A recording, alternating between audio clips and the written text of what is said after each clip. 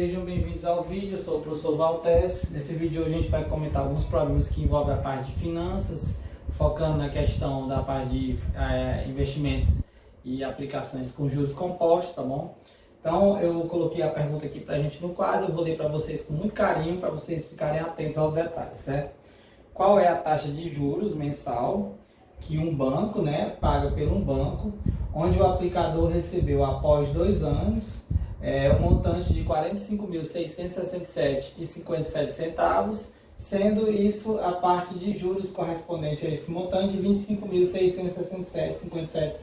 25.667,57. Pois bem, então, no caso aqui, na questão, no contexto da questão, você já vai perceber que é uma questão que envolve juros compostos, porque falou de investimento com banco e tudo mais, isso aí no caso é aplicações financeiras envolvendo juros compostos. Se fosse uma questão do Enem, teria um texto mais elaborado e com certeza ainda ficaria mais claro que é o regime de capitalização composta. Então isso não seria um problema para a gente, tá bom? Então, primeira coisa aqui, todo problema que envolve juro composto, você tem que trabalhar com essa expressão aqui, que é uma função exponencial, na verdade, onde você tem que o montante é igual ao capital vezes 1 mais i, que é a taxa, esse izinho é a taxa, que inclusive é o que a gente vai buscar, esse izinho, no caso a taxa mensal, e o tempo t. Aí o que é que você percebe aí? Já foi dado para a gente o montante, que é esse 45 mil, a taxa, o que eu tenho que descobrir, e o tempo, olha só, no caso ele pediu a taxa mensal, o tempo está em 2 anos. Mas aí é claro que você sabe que 2 anos é 24 meses, não tem problema nenhum. Então a gente já tem o tempo, a gente tem o montante e quer o capital, que é a taxa. Então precisa do capital. Só que pelo texto você percebe o seguinte, ó, o montante é o que você colocou e mais o que você ganhou. Como assim, professor? O montante é capital mais juros, que é o capital é o valor investido e o juro é o valor ganho. Ora, se eu sei o montante e sei o juro, para me encontrar o capital vai subtrair. Então seria o montante menos os juros, certo? Então 45.666,57 menos esses 25 mil, quando você perceber, essas duas vão se cancelar. Vai ficar só 45 mil menos 25 mil, ou seja, você tem um montante de... você tem um capital inicial de 20 mil. Então jogando tudo isso na fórmula, vai ficar o seguinte. Você tem um montante... 45.666,57. O capital inicial, que eu sei que é 20 mil, subtraindo ali o montante menos os juros. Aí 1 mais i elevado ao tempo, que é 24 meses. Olha só foi uma substituição. Então peguei a expressão de juro composto, substituí o montante, o capital, 20 mil, e o i é o que eu quero, que é a taxa, e o tempo em meses. Pronto. Aí vamos lá, esse 20 mil está multiplicando, ele vai para o primeiro meio dividindo. Então vai ficar 45.666,57 dividido por 20 mil. E aí no segundo membro, 1 mais i elevado a 24. O aluno já se assusta porque, meu Deus, essas expressões, não se preocupem, porque nos dados da questão vão aparecer alguns valores que vão ser necessários, eu nem coloquei eles ainda. Então quando você fizer essa continha aqui, quando você dividir 45 mil pelo 20 mil e pouco, vai dar 2,283. Mais i elevado a 24. Aí o que acontece? O aluno pode se assustar. Só que nessa questão, seria necessário, no texto, ele trazer algumas informações. Geralmente vem no final da questão. Quais seriam os dados fornecidos para a gente? Quais seriam eles? Com certeza ele poderia fornecer o log desse valor de 2,283, que eu já vou logo adiantando que ele é 0,36 centésimos. Outra opção que ele teria seria colocar, também vai fornecer o 10 elevado a 0,015, que no caso dá 1,035. E outra informação que ele poderia colocar para a gente também seria colocar a raiz do índice 200 de 1000, que dá esse mesmo resultado, 1,035. Aí o aluno se assusta com essas informações. Bem, essas informações você vai usar de acordo com seus cálculos, tá bom? Então o que vai acontecer aqui? como ele já tem aqui um spoiler, né? Ele já disse na questão que vai usar um logaritmo, o aluno já pensa, bem, então eu vou ter que usar um logaritmo em algum momento. No caso seria esse momento. Ó. Eu vou tentar traduzir melhor para vocês. Toda vez que um problema de equação exponencial tiver complicado, por exemplo, esse, 2 igual a 3 elevado a x, esse x aqui vai ser um logaritmo. Logo adiantando para vocês. Esse expoente é um logaritmo. Então, como assim, professor?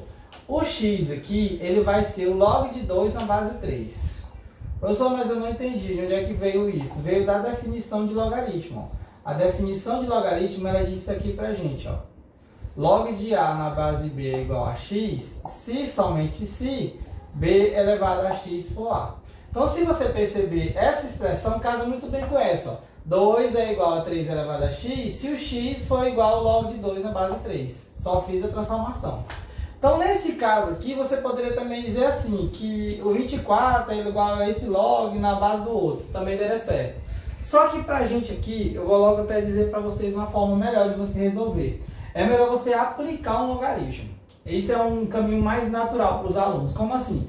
Toda vez que uma equação exponencial estiver complicada, você aplica um logaritmo, os dois membros. Então, vai ficar o log dessa parte. Vocês lembram que tinham algumas estratégias que o cara joga uma raiz dos dois lados, é parecido. E vou jogar o log da outra parte lá. Log de 1 mais i elevado a 24.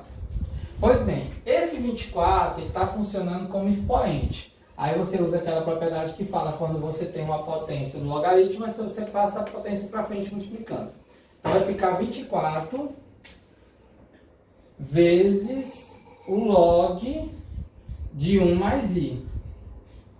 E esse valor foi dado na questão. Log de 2,283 é 0,36. Então esse valor aqui é 0,36. Então daqui eu vou pegar esse 24 que está multiplicando e vou passar para o primeiro membro dividindo. Igual eu fiz com 2.000 ou 20.000 em relação a 45.000. Vai ficar o 0,36 dividido por 24 igual ao log de 1 mais i. Eu só vou dar uma pausa aqui que eu vou apagar um pouco do quadro. Então agora aqui, quando você fizer essa divisão, 0,36 dividido por 24, quando você dividir isso aqui, vai ficar 0,015. Ou 15 milésimos. Igual ao log de 1 mais i. Aí eu vou subir agora. Fazer aquelas estratégias de professor de matemática clássica, usar uma cetona. Então, o que é que você pode fazer aqui? Você pode aplicar a definição de logaritmo que eu acabei de apagar, que aqui a base é 10, quando você não tem a base, logaritmo chamado de logaritmo decimal de base 10. Então, você pode aplicar a definição, vai ficar 10 elevado a 0,015 igual a 1 mais i. Olha só, é como se fosse a base elevada ao valor do x, lá no caso, naquele outro exemplo, igual ao logaritmando 1 mais i. E aí você tem essa expressão. Como foi dado essa potência para a gente, você pode colocar aqui o resultado dela. 10 elevado a 10 milésimos vai dar 1,035. E aí, no caso, igual a 1 mais i. E esse 1 vai subtraindo, o i vai ficar igual a 1,035 menos 1, que vai ficar só 0,035. Colocando na forma de porcentagem, 3,5% ao mês. Outro caminho, vou fazer aqui outro caminho. Seria o quê? Seria o aluno tentar trabalhar com essa potência, né? Como assim, professor? Vou até pegar ele aqui, ó. Seria aqui, até reescrevendo aqui, outro final, né? Outro modo. Seria assim, ó. Ora, quem é 0,015? É 15 milésimos, certo? 15 milésimos, que tem 3 casas. Dividindo todo mundo por 5, vai ficar 3, e aqui dividido por 5 vai ficar 200. Então, se o aluno perceber, esse resultado aqui, ó, ele vai ser igual a 10 elevado a 3 sobre 200. Só que você pode reescrever isso aqui como uma potência de quem? De índice 200 de 10 elevado a 3. E aí a gente sabe que 10 elevado a 3 é igual a 1000. Aí o que que ia acontecer? Ia ficar esse valor igual a 1 mais i. Logo, cuidado, não é log, é logo, né? você teria esse valor que eu encontrei na forma de raiz duzentésima, né, de 1000 igual a 1 mais i. E esse resultado também poderia ser um caminho, né, que poderia informar esse valor dessa raiz que dá 1,035. Igual a 1 mais i. E aí você percebe que esse resultado ficou igual a esse. Daí você vai encontrar o mesmo resultado. I igual a 1,035 menos 1. O i vai ficar só essa parte decimal. 0,35. Que aí você colocando na forma decimal, ou forma de porcentagem, 3,5% ao mês. Pausar agora aqui para a gente ir para o segundo tempo. Bem, agora eu trago um segundo problema aqui, um pouco mais complexo, envolvendo essa parte de taxa de juros e tomada de decisão. Nesse problema aí, eu resumi um pouco mais o texto para facilitar o entendimento na hora, até para escrever mais rápido, mas para facilitar também para o leitor aqui, para quem está acompanhando o vídeo. Na verdade é o seguinte, questão bem mais elaborada, seria assim, tem uma mercadoria, né, que eu coloquei uma TV, custa 2.000, e na loja você tinha a opção de financiar até 3 meses. A gente vê muito isso com TV, por isso que eu coloquei TV, tem assim a época da Copa, você compra agora, mas só paga em janeiro, que a Copa é em julho, você passa 6 meses para pagar a TV, né? Tem muito isso, coloquei até 3 meses, tá bom? Então no caso a TV custa 2.000, só que você pode pagar até 3 meses. Se você pagar amanhã é 2.000, se você pagar daqui a 90 dias é 2.000. Agora, caso você opte pelo pagamento à vista, aí a loja te oferece um desconto de 10%. Então, o que tem que se entender bem aí é que o preço dessa TV hoje não é 2.000. O preço dessa TV de 2.000 é o preço futuro, é até 3 meses. O preço dela hoje é o preço à vista, que é o que a gente chama de data zero. À vista, vou até colocar aqui, ó, a primeira opção seria à vista. Aí eu vou fazer aqui como se fosse uma linha do tempo, ó. Data 1, data 2, data 3, a data 0. Aqui são os meses, viu? À vista, você vai pagar ela hoje na data 0, não é por 2.000. Seria 2.000 menos 10% de desconto. Eu nem vou colocar 10% de 2.000 é 200. Então ela seria cotada hoje a 1.800. Esse é o valor à vista da TV. Esse é o valor da data zero. E aí, a empresa, a loja lá, ela oferece a segunda forma de pagamento, que é você pagar até 3 meses, né, a prazo. Você pagar a prazo. Aí eu vou colocar aqui a data 3, ó, 1, 2, a data 3. E aí você pode pagar lá a prazo, no futuro, daqui a 3 meses, aí sim você pode pagar ela, que é o valor cheio, 2.000. Tá bom? Esse é o contexto da questão. Pois bem, e aí o que que acontece? O que ele quer saber da gente, que aqui eu melhorei aqui a pergunta para ficar mais fácil, né?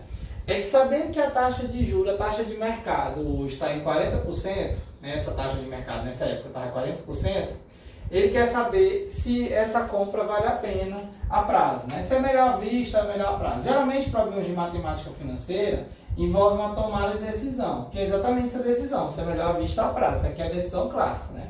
Então, no caso aí, o que a gente vai ter que ver é o seguinte, qual é a taxa de juros que a empresa comprou? Se essa taxa é maior ou menor que 40% ao ano, tá bom? Alguma observação, como aqui tem um trimestre, eu vou calcular a primeira taxa trimestral e depois eu vou comparar com essa daqui, então eu vou fazer uma equivalência de taxa para me transformar essa trimestral numa taxa que seria a taxa anual. Então vamos lá, a primeira coisa que a gente vai fazer é descobrir qual a taxa trimestral dessa situação. Como assim? Qual a taxa de juros que transformou 1.800 em 2.000? Essa é a taxa. Como assim, Valtes? Essa taxa que pegou esse valor de 1.800 e fez ele se transformar em 2.000. Aqui teve uma taxa, chamada de Izinho aqui, ó. Uma taxa que fez o valor crescer. Subiu aí de 1.800 para 2.000. Então, se você comparar, assim, também eu não escrevi tanto, né? Mas teria lá claro que é um regime de capitalização composta. Isso não ia ficar dúvida nenhuma no texto, tá bom? Então, no caso aqui, a gente usa a forma de composto. Montante igual a 1 mais capital vezes 1 mais i elevado a tempo. E aí o que acontece? Nessa situação, você tem como se fosse o capital, que é o valor inicial, o valor da data zero, seria bem aqui o 1.800, e o valor futuro, que é o valor da TV até 3 meses, no caso daqui a 3 meses, ela vale 2.000, seria o montante. Então, substituindo, seria assim, ó, 2.000, 1.800 aqui no capital, a taxa eu não sei, e o tempo eu vou colocar 1. Por que eu vou colocar 1? O tempo aqui, ó, é um trimestre, tá bom? Um tri. Aí depois eu converto essa taxa trimestral numa taxa anual para a gente comparar com aquela de 40%. Aí vamos lá, aí é um raciocínio semelhante ao vídeo anterior. Esse, só para ficar bem claro, ó, o montante 2.000 e o capital 1.800. Ó, que pegou o valor de 1.800 e cresceu para 2.000. Era o valor da TV na data zero e o valor da TV na data futura 2.000. Aí no caso aqui, esse 1.800, ele vai primeiro mesmo dividindo, porque ele está multiplicando, né?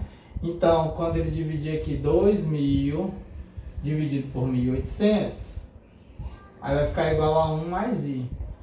Cortando aqui o zero, vai ficar 20 dividido por 18, aí você divide aí, se eu não me engano vai dar 1,111, é isso mesmo. No caso aqui vai ficar 1,111, aí dá uma dízima, nem vou colocar aqui mais o negócio de reticência. E aí, 1 mais I, e aí você tem que o I é 1,111 menos 1, que dá só 0,11, que dá 11,1% ao trimestre, né? Aí o aluno pode pensar assim, um pensamento errado, né? É bom comentar o erro. Professor, se eu tenho a taxa trimestral e num ano tem 4 trimestres, basta multiplicar por 4. Não é assim que faz. Você tem que fazer a equivalência de taxa, não é assim não. E como é que você faz a equivalência de taxa? A equivalência de taxa, na verdade você pega essa mesma fórmula 2 vezes, se coloca aqui a mesma fórmula 2 vezes, vou até fazer assim para ficar bem fácil do aluno lembrar. Só que como é o mesmo capital, então a gente tira ele. Então sempre quando você olha para um livro, nunca tem o capital, porque não faz sentido, é o mesmo capital. E aí você tem que fazer o seguinte, ó. Por exemplo, vou colocar bem aqui a anual, aqui a trimestral. Ó. Aqui sendo a anual, aqui vai ser a trimestral. Vou colocar um pouco maior a minha letra. Aqui eu vou colocar a taxa anual e aqui eu vou colocar a taxa trimestral. E aí o que é que vai acontecer? Ora, se eu tenho um ano, eu tenho quantos trimestres? 4 trimestres, viu? Cuidado para não colocar 3, né? Um ano tem 4 trimestres, tá bom? Aí quando eu colocar essa expressão aqui, vai ficar o seguinte, ó. Eu vou converter essa, para ficar bem claro, eu vou converter essa na taxa anual correspondente, tá bom? Isso é que eu vou fazer. Então vai ficar assim, ó. 1 mais I anual, como está elevado a 1, não preciso mais colocar. E aqui, ó, a taxa é 0,01, então eu vou colocar bem aqui, ó. 1 mais ele, né? Aí já vou somando, vai ficar 1,11 e tudo isso é elevado a 4. Pois bem, essa potência aqui, com certeza estaria lá na questão, teria lá aquela história de dados, né? Vou até colocar aqui, ó, dados, teria essa informação no texto, no final do texto, né? Às vezes tem informações envolvendo logaritmos, dá 1,1, tá bom, 1,11 elevado a 4 é 1,5235. Então teria essa informação aqui. Então esse resultado aqui dá 1,5235. 1,5235. Aí como esse 1 está positivo, vem primeiro mesmo, né? Eu venho para o segundo mesmo da negativo, né? Aí subtraindo vai ficar só 0,5235. Ou seja, quando eu transformar ela numa taxa anual, basta agora multiplicar por 100 para colocar o símbolo de porcentagem. Então a vírgula vai andar 2 casas, vai ficar 52,35% ao ano. Que na verdade é uma taxa bem maior do que 40% ao ano. Professor, então não vale a pena, né? Não vale a pena. Na verdade, o que vale a pena é você comprar à vista, é a melhor opção. Professor, mas eu não entendi muito bem esse 40%. Olha, minha gente, só você prestar atenção nos jornais, né? Sempre fala assim, a taxa de juros está caindo, a taxa de juros está caindo, é uma taxa que o próprio Banco Central determina, uma política de governo, no caso, baseada em diversos indicadores de economia, que a gente não vai chegar nessa situação. O que interessa para a gente é ver se a empresa está trabalhando com a taxa de juros dela, né, porque ela tinha essa opção de você comprar a vista TV por 1.800 ou a prazo por 2.000, então esse juro é dela, foi ela que criou essa situação aqui, e o que a gente tem que avaliar é se esse juro está sendo acima ou não do que a taxa de mercado, que é uma taxa estipulada pela empresa, né? E como a gente percebe, no caso deu uma taxa de 52% ao ano, que é bem maior do que 40%. Só a título de informação, hoje em dia a taxa de juros está bem baixa, né? Está bem longe desses 40 aqui. Então isso seria uma situação que você poderia achar até próximo da realidade, em uma TV de 1.800 para me pagar daqui a 3 meses 2.000, mas que na verdade está sendo cobrado um juro bem abusivo, um juro bem alto, tá bom? Sim, só vou encerrar o vídeo, agradecer quem assistiu o vídeo todo, espero que tenha contribuído aí com os estudos de vocês, pessoal.